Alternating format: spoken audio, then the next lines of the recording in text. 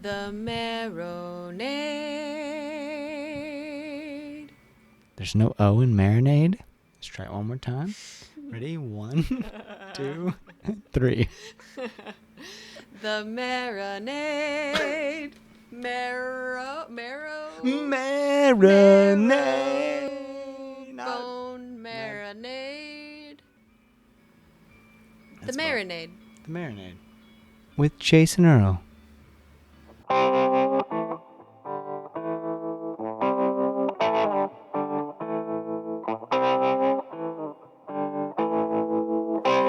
Listen to the rain a falling. Welcome to The Marinade with Jason Earle, a free-flowing conversation about the creative process with creative people. This is episode 58, and our guest is Darrell Scott. Darrell's biography is too storied to describe here, but let's go over some highlights. He's lived quite the life and is quite the accomplished songwriter, singer, and player. He wrote huge hits, Travis Tritt's It's a Great Day to Be Alive, the Dixie Chicks' Long Time Gone. He's written with the likes of Verlon, Thompson, and Guy Clark, and the list goes on and on.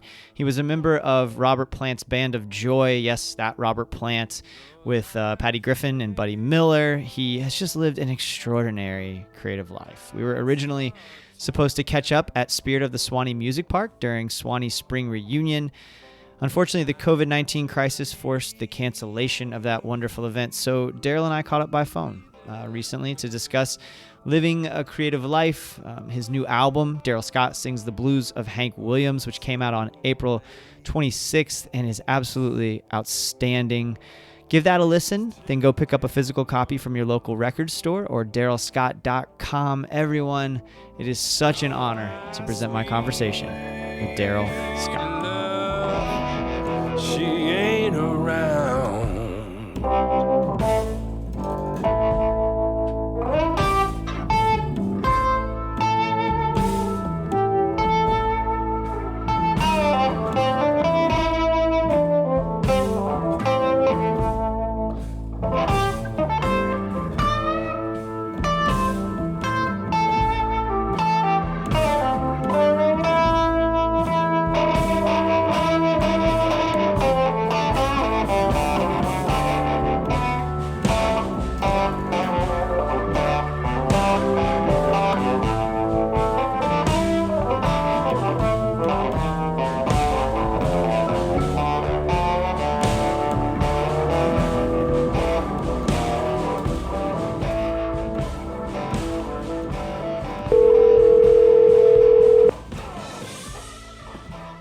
Hello? Hey, this is Jason Earle from the Marinade Podcast calling for Darrell.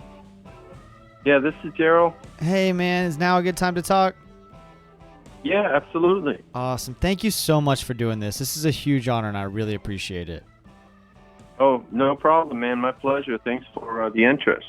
Yeah, I wish we could have caught up at Swanee. Obviously, it's not in the cards at the moment, but I want to talk a little bit about Swanee and about some of those connections that you have with some of those great people that we're going to play there. But also, I really want to talk about this record. I've been listening to Darrell Scott Sings the Blues of Hank Williams, and it's just delightful, man. It's absolutely wonderful.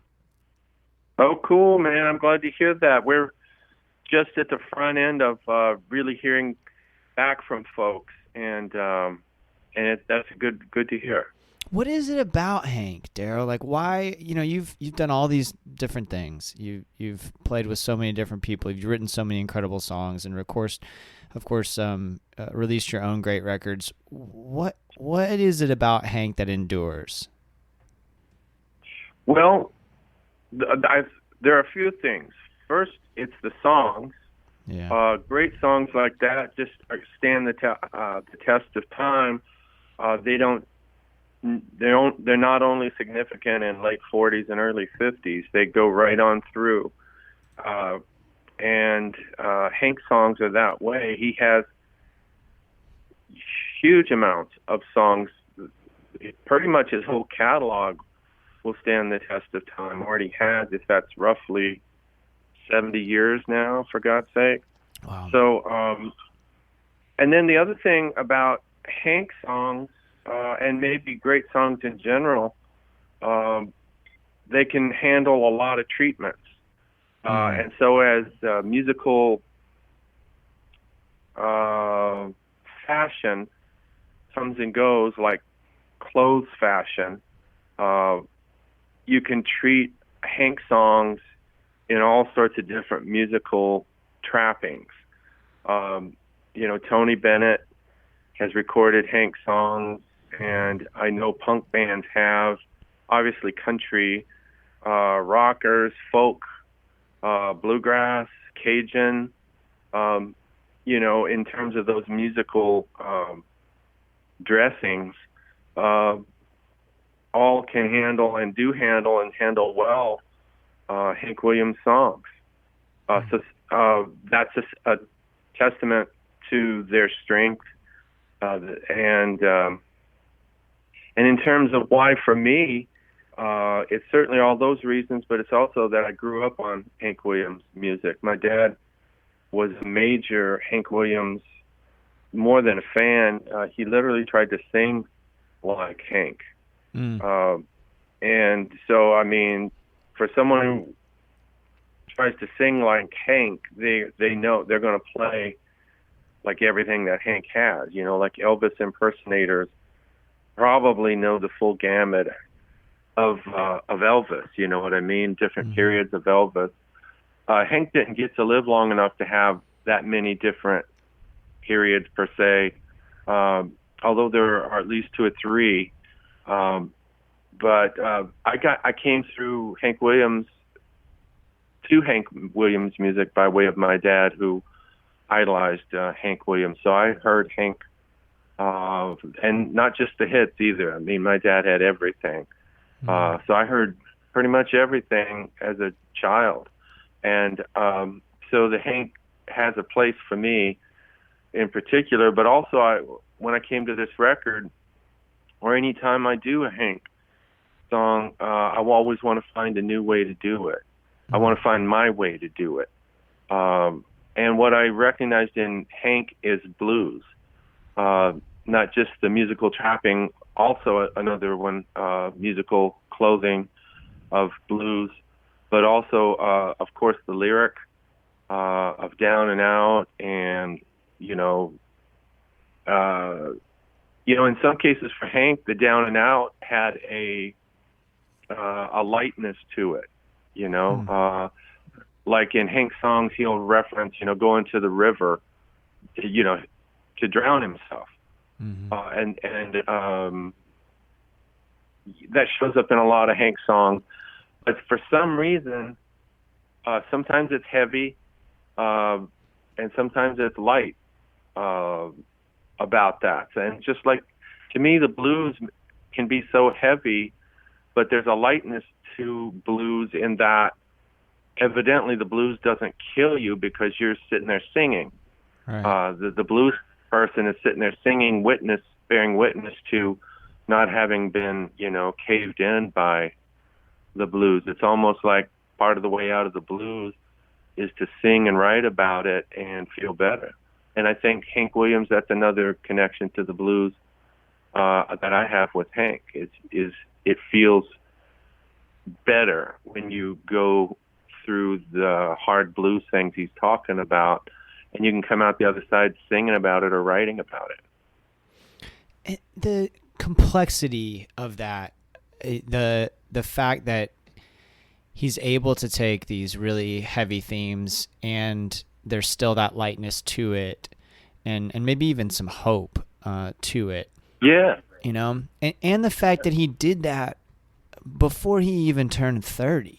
Do you have any sense of like how someone that young was able to be so complex and still write songs that today we're refashioning and revisiting? Yeah, that's a good question. I don't know what happens, to folks. I mean, I've been under 30 myself for at least 30 years, and now I've spent 30 years being over 30. And I know that, Hank's childhood was tough. I mean, I think he had physical ailments and health type things, even as a kind of skinny kid type of deal. Rough times, Depression era. His mom ran a, kind of I wouldn't call it a flop house. I don't know what to call it. I wasn't there, but I know there were a lot of people passing through Hank's life just, because his mom ran a boarding house, or folks kind of on the down and out type of deal. I think alcoholism played strong in there, probably pretty early on. I think so. There's plenty of suffering. I mean, right there in a childhood or Hank growing up. Right. There wasn't a father that I'm aware of that was around like his mother was. His mother was everything.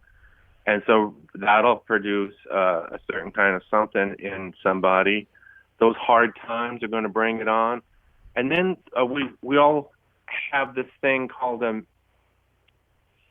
imagination that comes in and kicks in. And sometimes in the creative brain, can get into places that the person may not be able to get into, but through their creativity and their imagination, they can go into this other part of themselves that's deeper than their normal self, or more religious or spiritual than their normal self, or a little more badass and cussing and angry than their normal selves. So sometimes a creative expression is a different place than the person is the rest of the time. There's something about, I wouldn't call it a trance, I wouldn't call it a meditation, but it's something like both.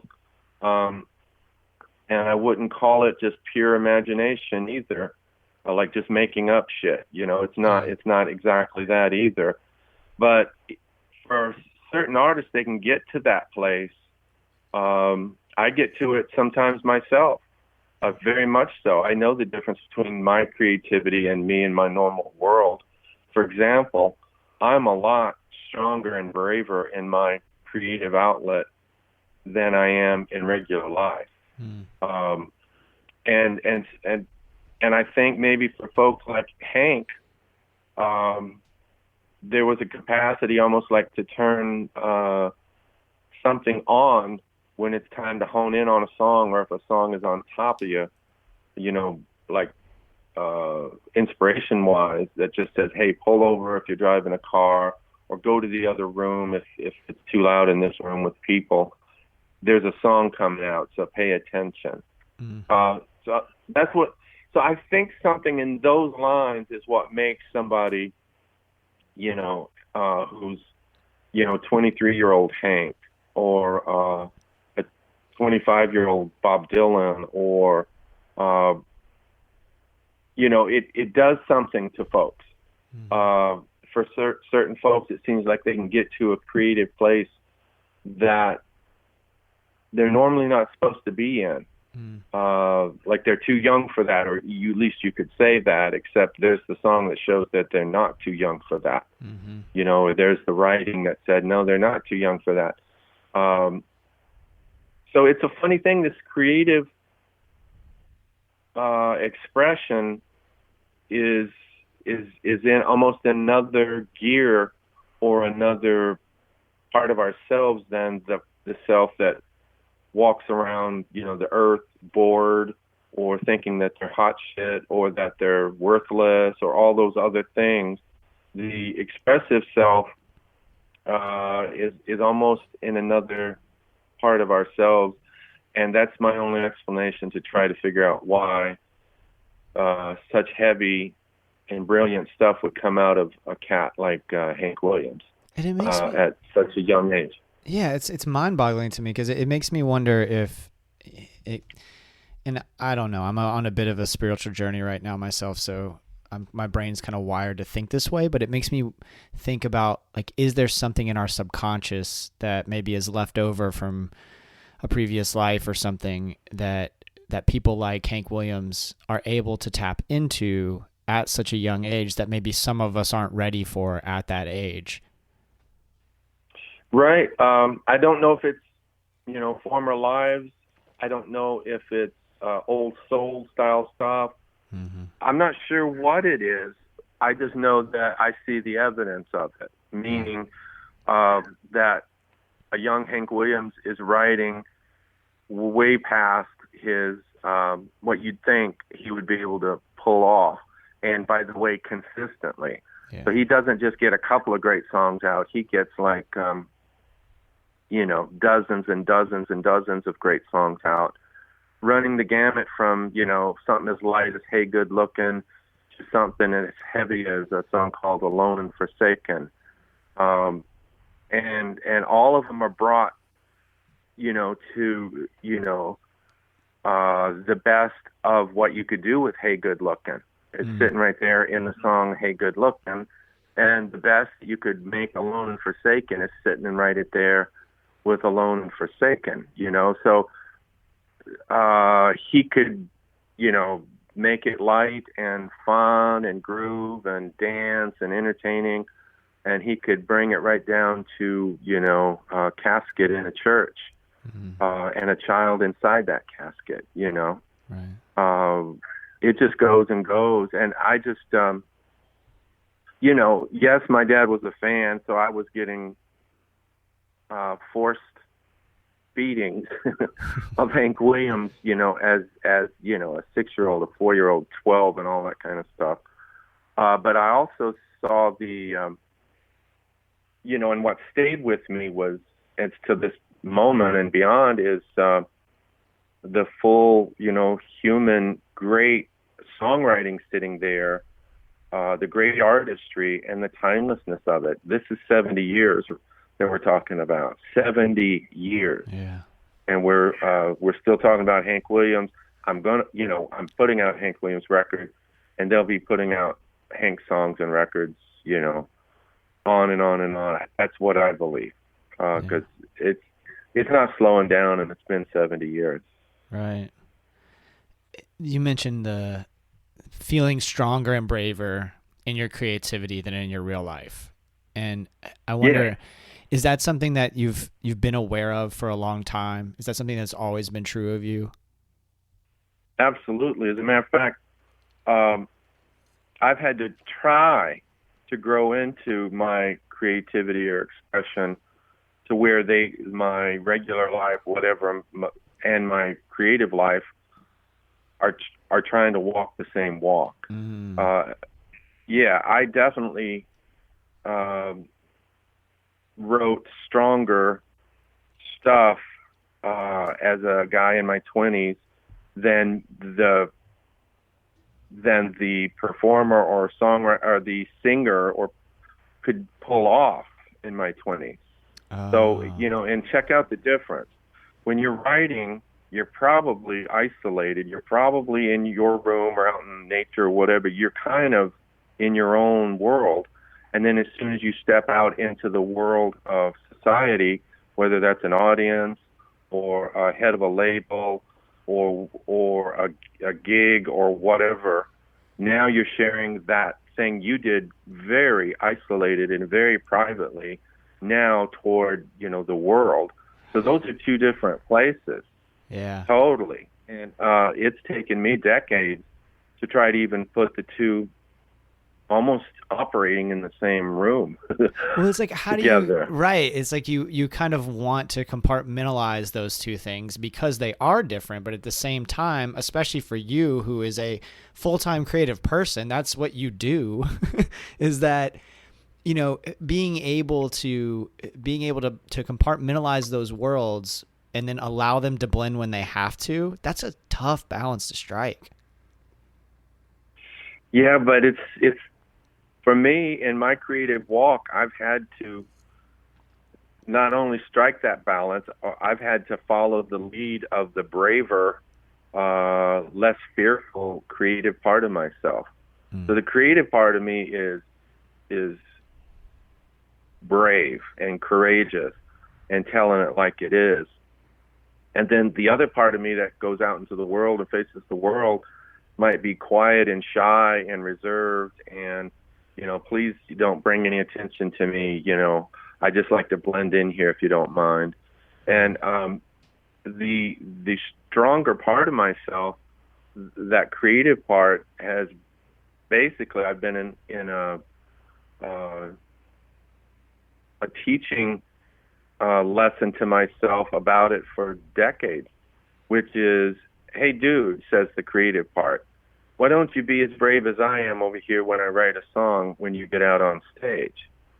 Almost in a cartoon form, it would be the good angel and the bad angel, on the two different shoulders. That would be one way to sort of make a comic book out of this. But it's, to me, the creative walk is one where, for me, where I am as brave and courageous and as relevant in regular, outer life, what I show to the world, as what I am in my inner creative life.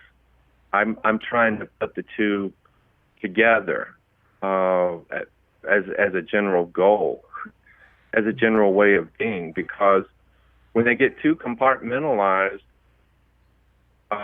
they can be very helter-skeltery and kind of timid and unsure and afraid and all that kind of stuff. And I'm trying to get over all that kind of crap and follow what I know is the stronger and better, truer essence way of being, which is where I am when I'm a creative being. So, the shy me has to give way to the louder, stronger, more courageous, creative me. And that's basically what I'm up to. The other thing is, I've turned 60 last year, and a 60-year-old needs to be stronger than about these subjects than I was at 20 years old. Mm-hmm. I understand why I would hide out as a younger man. I understand. And now at this age, I don't understand. It's not okay to hide out. It's not okay to, keep it secretively. There's something in this expression that wants to see the light of day as opposed to being held into a dungeon, so to speak. So what does that work look like in practice? In practice, it means when you got a song that scares you, that you wrote, get out and play it. Play it in the very places that will scare you. That's not what I wanted to hear. Basically, yeah, I know, but that's just the way it is. Yeah. There's not a tiptoe way through it. I mean, mm-hmm. I think we have to put ourselves in those places, and not foolishly so, not foolishly. Right. But we have to make sure that we're going forward and that we're kind of taking care of that creative part of ourselves. If we're doing this creative stuff, mm-hmm. If we're doing it, I think we need to do it and be courageous in how we pursue that. So, for example, writing a song that's so strong or so emotional or so true or so something, you may have to just get out there and do it because you're kind of being called forward on that because you got a song that kind of shows that something that scares you a little bit. And another way, in my case, I started as a sideman, the guy at the side of the stage, making the guy in the center of the stage sound better because I'm a player. Mm-hmm. And I sing harmony, and I can make that person sound better by me being there, I think, because I'm footed in making them sound better. That's just the brain space of a sideman. And I got it. That's how I grew up. But I've had to transition and not leave that, but bring that over to this part that's now I stand in the center of the stage, and now I'm singing these songs, and I'm the one talking between songs and all of that. So I've had to kind of push myself along, and the reason I could do that was because I had songs that were calling me to do that. Okay. If I didn't have songs that were strong and brave and courageous and bearing, sort of bearing all, or working at that, or trying to be truthful, then I wouldn't have made that transition. I would have had no reason to. But because I did have the songs that I wrote in isolation, so to speak,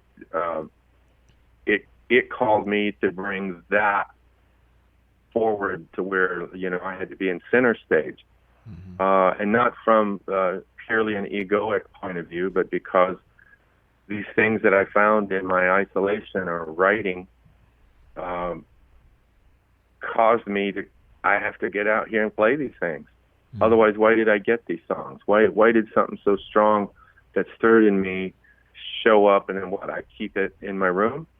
And I'll go out on a sideman gig and make, or go on in sessions and make these kind of silly songs, going on in Music Row at the time when I was a session player. I, hold those songs up and play and get paid for it. And then my own songs at home are just going to sit there and languish. I don't think so. Right. So in my case, I started having success with songs, and then, financially, to where it was like, I don't have to do these sessions, I like the sessions, a strong musicianship, but sometimes pretty weak songs. So I just transitioned out of that, and that was 20 years ago that I sort of did that, as far as where, I was doing tons of sessions. So that's what you asked, what would be a practical way for that to look. Those are some examples of the practicality for me. Well, you just brought up something I wanted to ask you about, which was you've had this really fascinating career where you have been a sideman. You've also written you've written several hits. You've had your own records now. You've played with, Robert Plant, for God's sakes. And all of these different decisions and all these steps along the way, how do you approach that decision making? Like, how did you know? Was it purely financial that you were like, all right, I don't have to do this particular path anymore. I'm going to write my own songs and chase down my own songs? Or was there something more to that decision making process? How do you make those big shifts in your career as you've kind of navigated this creative life? Well, in some ways, I don't think of it as a career, although I know that it is in the meaning of career, but I don't think I walk around worried about my next step in the career. Things just sort of present themselves to me. Like, I didn't seek Robert Plant out. I would have not had the imagination to have done so. But Buddy Miller, who was producing the record, and Buddy and Robert had become pals and wanted to work together, and Buddy's the one who called me to be in the band for the recording, so a 4-piece band, Buddy and 3 others, and it was like, that's damn interesting, and it's with great folks, of course, and it's Buddy producing. I love Buddy, and it's Robert Plant, for God's sake. Of course I'm going to go do that. Right. As a 2-week session, 2 weeks long, working on that. And then 6 months, down away from the record, but the word was coming out that Robert wanted that same band out on the road. And it was like, I had my own album coming out literally the same week that we were to start touring.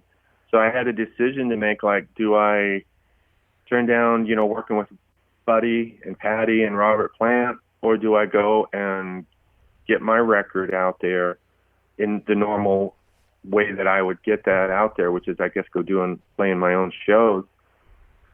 And really, it felt like, in some ways, I left my record behind to join the Robert Plant thing, which we did for another year and a half.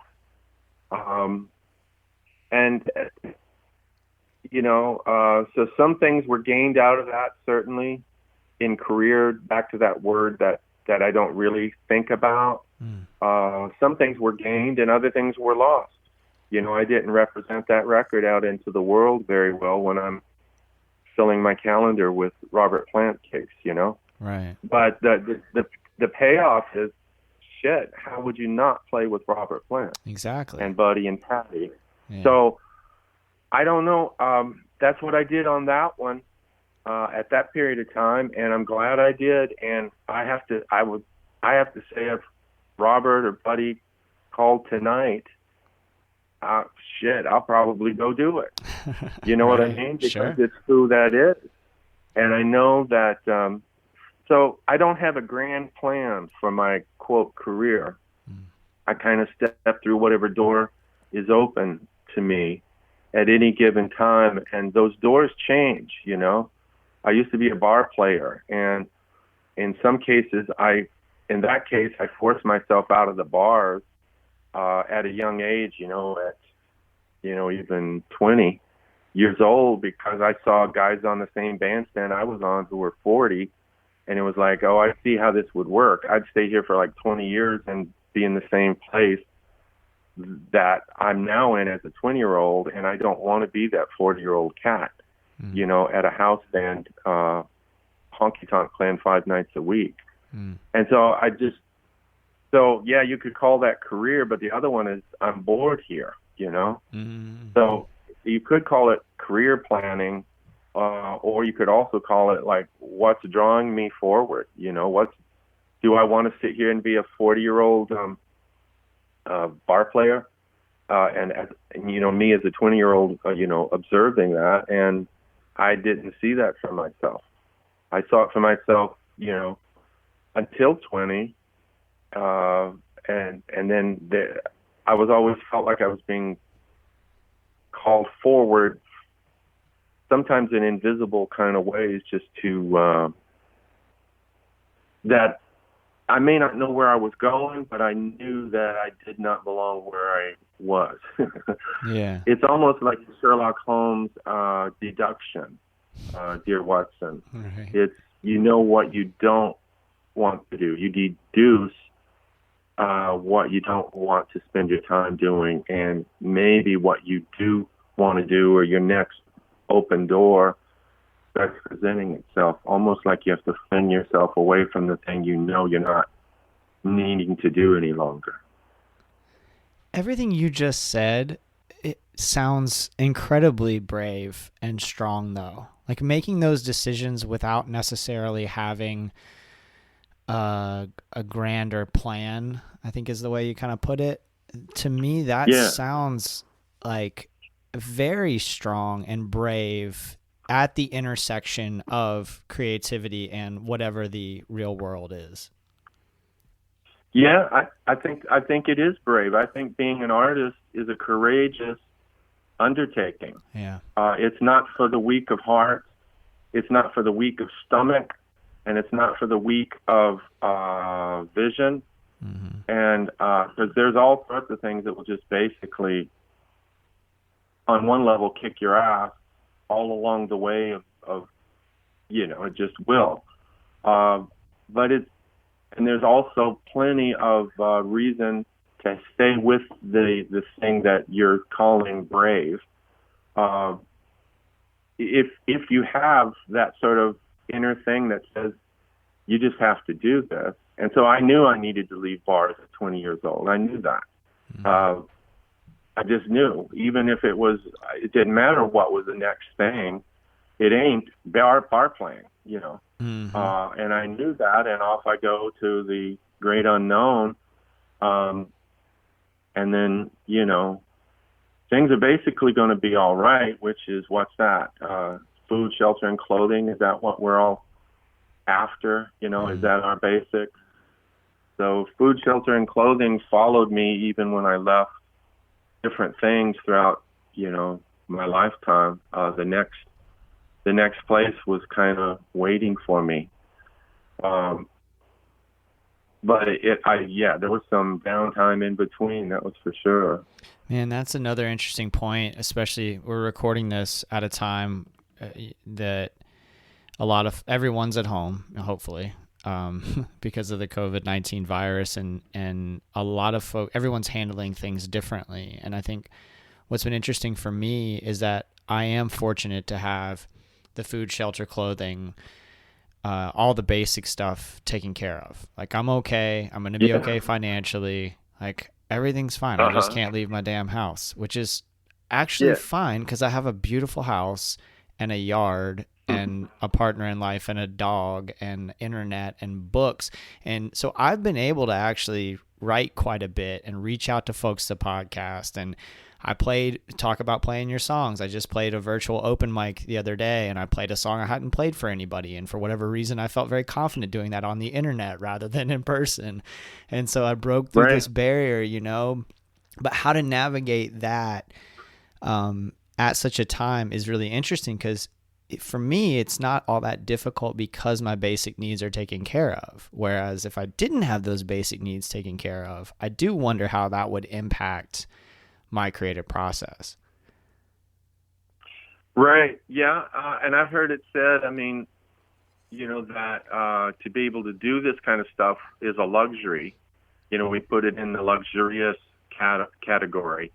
If we have our, the food, shelter, clothing thing kind of handled, then that's a luxury therefore we can, now read more or write more or make more paintings or all those things, because really right now, while we're all kind of in a lockdown or social distancing situation, whatever, as we all try to figure out how to be healthy, in our homes, our communities, our country, our world, and while we're all figuring that out, there's another side to what's going on right now, which is because of this forced time at home for folks, they're either going to go batshit crazy because they're not used to it, and so, or there's a forced time for some form of introspection right now. Seems like to me that comes with the territory. Yes, introspection, like am I going to die? Is my grandfather going to die? Are people I hear that have it going to die? Those kind of big questions, but also like, hey, I'm getting a little taste of what it's like to not be on the hamster wheel. I wonder if I should keep some of this going even after they've lifted the social distancing thing. Seriously. Maybe I should read more in general. Maybe I should, you know what I mean? Hell yeah, I know what you mean. Maybe I should spend less money on stuff I don't need to spend money on. Maybe buy more records. It's an opportunity. Yeah, it's an opportunity to look at that, and and while we're in this kind of, it's happening naturally. I think. I don't think, anyone has to shout from the rooftops about it. I think it's naturally happening. You close us off of our normal hamster wheel thing. Something's going to happen, and I don't mean the derogatory type stuff only. There's going to be some fruiting and blooming and blossoming and growing and leaving one size box and leaping into a larger size box out of this. I do believe, and that's also from a luxury point of view. I must add that my food, shelter, and clothing is handled. Right. So I must state the luxury of that. But I also have to say, in a silly ass way, I've been social distancing like all along, in an odd way. The artist is a social distancing. At least the way I've been doing it, it is an isolating thing, and I've been writing in a room or whatever, that kind of thing for a very long time. I live on a big piece of land that, we grow food here. We have animals, cattle and lambs and goats and stuff. Grow vegetables and fruits and all that. And so the food, shelter, clothing thing in my world is taken care of, not through magic. It's through a lot of hard work and a lot of planning and a lot of luck too of, for example, having songs do well and it makes money and I can put my kids through college or buy a big piece of land like what I'm on right now. So I'll bet you there's going to be there's some good things coming out of this personal what's the name again, social distancing. Mm-hmm. There's going to be some good things coming out of this as well. I know there's a bunch of shit things going on too, without a doubt. It'll be interesting to see what comes out of it. I mean, outside of the virus itself, but that other stuff, that human stuff. I think it's already happening. I see it with more music, on the internet right now. A lot of I'm getting off my ass, and I started a Patreon thing. Oh, cool. And I'm delving into content that I would never come out with. I have the time to do it now, so I'm coming up with content that was only a thought, 2 months ago, and now I'm actively bringing out stuff that never was going to come out, evidently. Songs that folks have never heard, projects folks have never heard, shows of archived stuff that no one's ever heard. And that's just me, socially distanced out here on my land. And I see it, other folks are coming forward and having internet shows. You just mentioned the other day you did an internet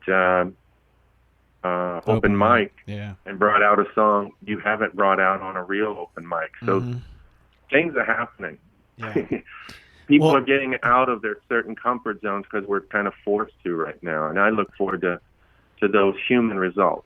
Yeah, I agree. I mean, with that particular song, it was just deeply personal. I mean, it's circling back to the beginning of our conversation. It was deeply personal. It was about my grandmother, and of course, she's been on my mind even more right now. And so, it just, I not having the pressure of I'm standing up on stage and these people are staring right at me, for whatever reason, unlocked that fear for me, and I was able to play it, and it was really well received. And now I feel confident playing that song out. And the other thing I'm noticing, and we live just outside of Orlando, and it's kind of a little bit of a secluded suburban neighborhood. So it's real close to downtown, just a couple miles. But we have a little park near our house. It's a lake with a track around it. And then our neighborhood is kind of blocked off from the main highways. And one of the things that has always struck me about this neighborhood is I never saw kids outside. I mean, I know there are kids all throughout my neighborhood. I just, in 2+ years of living here, I never saw them riding their bikes or getting into mischief or whatever. And dude, I see kids every day now. They're out playing basketball and walking. And I go to the lake and I see whole families walking together. Nobody's looking at their phone. Everybody's just walking around, laughing, smiling, and it's like, there's the smiles do seem to have like a little hint of apprehension or even fear in them, but everyone's like so nice to each other, and I'm seeing interactions that I just haven't noticed before, and maybe they were there and I wasn't noticing them, but I don't think so, because I was outside a lot and I never saw kids, and it struck me I never saw kids, and all of a sudden I'm seeing that. So I think there are a lot of these quarantine silver linings that I hope continue beyond this particular crisis. Right, and that's the hope. The fact that we're all having more of those moments right now, and yes, we have to admit that the freak out moments is going to be part of it too, just because of some of the shit we're hearing and having to put up with, and having to wonder how true some of it is, Right. or all that crazy ass stuff. But there's also this other thing that you're mentioning, So the brave, you mentioned a while ago of me at 20, leaving the bars as I did. That there's other brave stuff there and cool stuff going on, like you're seeing folks outside. Mm-hmm. The internet is causing you to sing a song and an open mic and all that kind of stuff. I think that's happening all over the place. Mm-hmm. The kindness thing, the feeling that we're all in this together, all that. That's the silver lining stuff that's going on. Yeah, there's absolute shit storms brewing out there, and we're also human, and we will come out with some of our best ways of being right here under these kind of circumstances. Yeah, that's beautiful, man. Darrell, I don't want to take much more of your time, but we always end with what you're consuming at the moment, and that's a perfect segue, right? So there's so much crazy stuff, amazingly good stuff is what I mean, on the internet right now in terms of watching people play and that kind of thing. Like, what are you fired up about? Yeah. Music, art, books, like what are you fired up about right now, art-wise? Yeah, there's a series, and this is happening too. Check out what's happening in the art museums right now. So the art museums that have always been kind of hidden, like you have to show up at the place to see such and such. They're opening their artworks onto the internet. So, for example, my wife belongs to the Barnes collection, which is in Philadelphia, like one of the greatest collections of art, honestly, in the world. Mm-hmm. And so what they've done now, those curators and people who work there, they're doing a daily, bang, here's this painting, and then talking about it in depth, almost like, college course type thing. And then the next day, here's another one. So I'm watching that while my wife is seeing that, and I'm seeing all that cool stuff. I'm more active on the internet style stuff, the social, both really myself into it. Because we're doing tons of stuff on the internet right now. We have this Hank album coming out April 24th. We had that decision to make, like, with all this stuff going on, do I pull that and wait for another day? And the answer was no. We run right through this, And while I don't have gigs to, quote, promote it or let folks know about it, we stayed on course for that. And as a matter of fact, added this Patreon thing to it now. So we're busier right now than almost if we were out there doing gigs. So interesting. And the other thing I'm doing, just before we talked on the phone, I've got hundreds and hundreds of 78s, old records, like crazy old stuff, that I've gone through some of them. And I got these from a friend who was just passing them on. He's collected them all of his lifetime, and now he's wanting to passing them on to someone who wants to hear them, and that's me. So I've got a 78 station where I'm playing old 78s, old blues, old classical, old jazz, old country, old Appalachian, and I'm running through those things during this time. Has anything struck you? Sorry, I didn't mean to interrupt you, but have any of those records struck you? Like that? Oh yeah, Howling Wolf. Yeah. To hear Howling Wolf out of a 78 as opposed to whatever else we all have to listen to Howling Wolf, man, he is frightening on a 78. Wow. Or Big Mama Thornton, Hound Dog, I've been listening to, Carter Family, Carrying Back to Old Virginia, I have that one on 78. Amazing stuff. So I'm hearing, music they're standing in front of a microphone in whatever year, 1929, 1934, 1940 something, and you hear those people standing right in front of a mic, and here they are coming out of my speaker in the way that it's supposed to sound, not in a digital this, that, and the other, but all the scratches and all the real stuff. So, and then I'm also a food guy. I've been cooking my ass off during this time. I'm making stuff like crazy, things I haven't tried before, things that strike me to combine, crazy stuff. Like I made more Indian food in the last 2 weeks than the rest of my life put together. Oh, why? Why that particularly?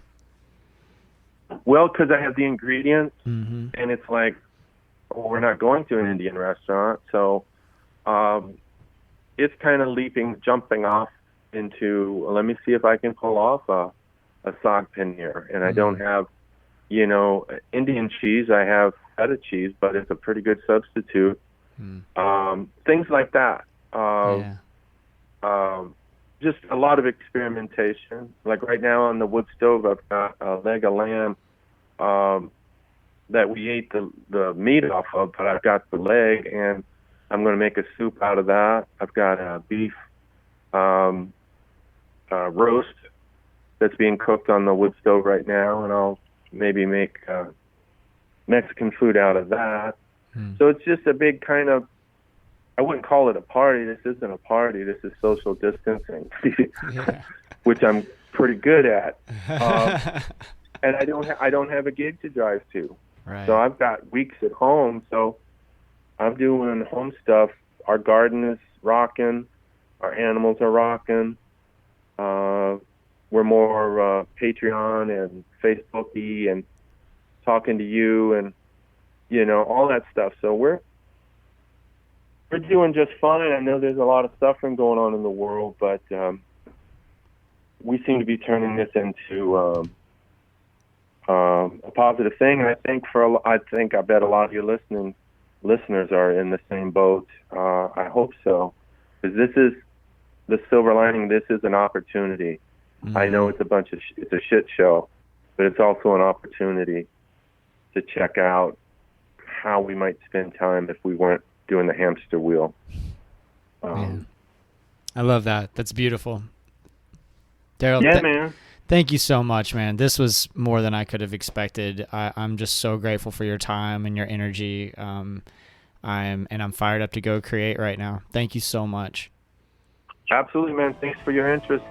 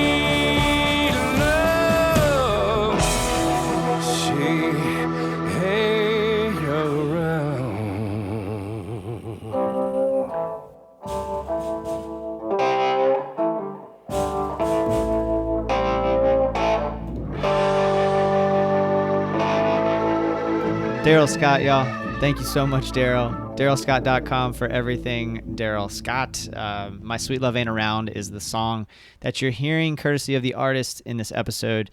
So much to unpack here about Darrell, and most of you listening to this show are probably already into his career and are fans of his, but if you're not, there's a lot to dig up and a lot to listen to and learn about him.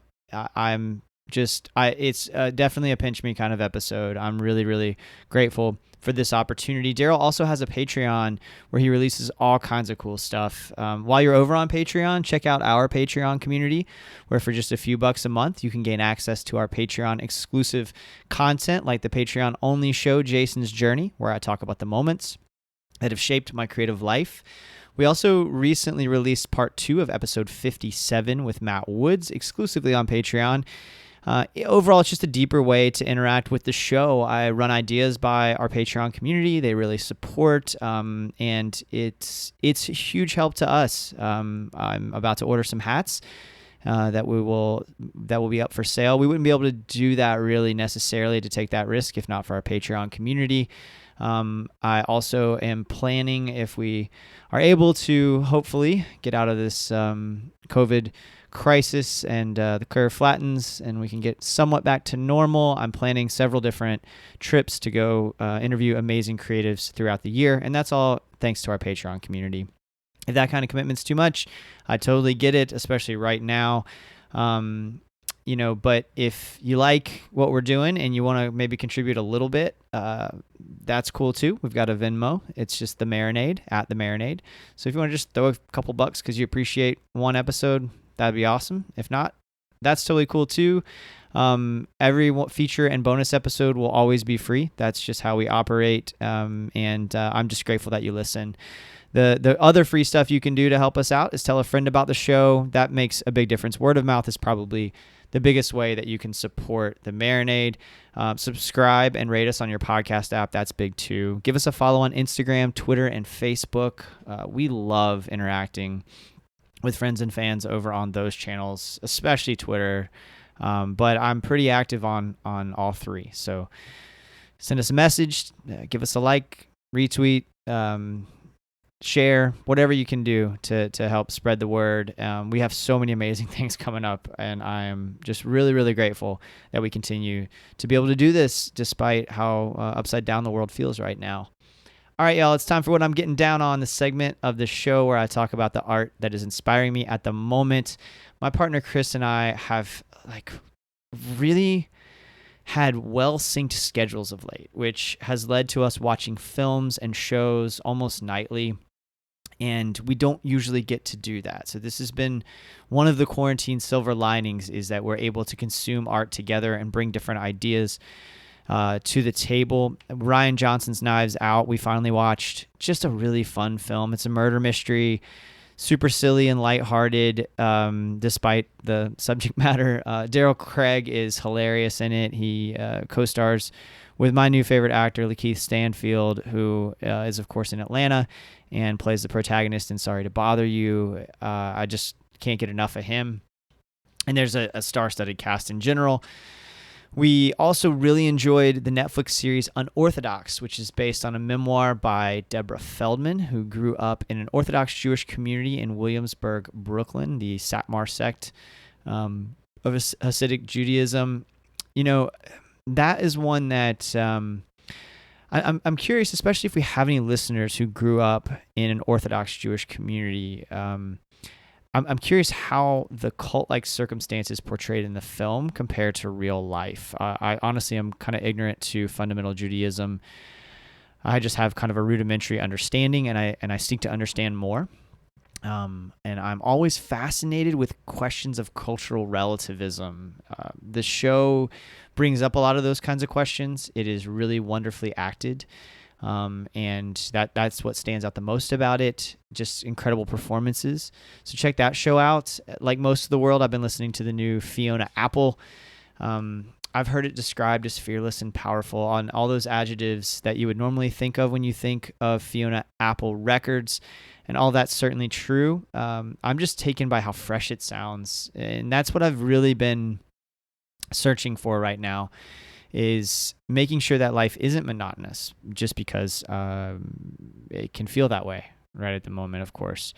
And she breaks through that monotony. She sounds like a fed up Kool-Aid man bursting through the wall and then ransacking the room. I've also been listening to Quelle Chris. His last record was Guns. I think it was 2018. Just great, man.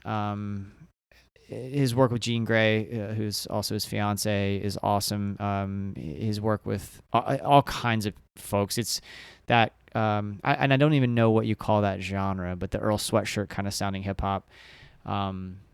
that's whatever that is. I should probably do some research on what you call that even, but I love that shit, man. That kind of sludgy, kind of dreamy hip hop is something that really moves me, and his stuff is outstanding, and it's kind of led me in different directions too. It's been fun to kind of see his collaborators and chase down those as well. Just so much great stuff right now. I'm in a really great headspace to take in new art and to take creative risks. Been writing songs as much as possible. Been reading everything I can get my hands on finally. It was like there was a block there for a while where I couldn't stay focused on anything, and now I'm finally revisiting Steve Silberman's Neurotribes and really enjoying it. There's an excellent article in The Atlantic that I just read also, How to Destroy a Government. The President is Winning His War on America's Institutions. It's by George Packer in The Atlantic. I read The Atlantic religiously, and this is one of the better pieces I've read in a long time. I'm trying to be careful not to continually read things that just reinforce what I believe, but that one goes into a lot of detail about just how corrupt the Trump administration is. And I know that a lot of ink has been spilled about that particular topic. This piece, though, is real succinct and yet detailed. So I really recommend that. And man, just any ideas you guys have, things that you want me to do with the show, send them my way, because I'm really open right now to different things. I've got potentially a project with my friend Patrick Hagerman, who's an incredible songwriter, that I don't want to go into too much detail on, but I think I will talk about over on Patreon, patreon.com/Marinade Podcast.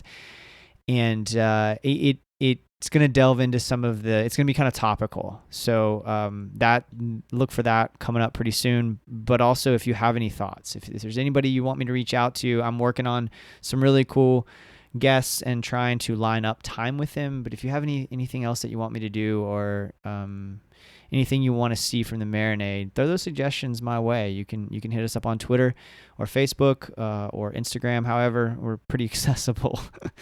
Leave a comment on marinadepodcast.com. There's all kinds of ways to get in touch with us. Thank you again to Darrell Scott for lending your time and wisdom, sir. Just an incredible episode. I'm so grateful. Thank all of you for listening. Everybody be safe. If you're in the headspace to go out and create something, do so. If not, be gentle with yourself. Until next time, cheers, y'all.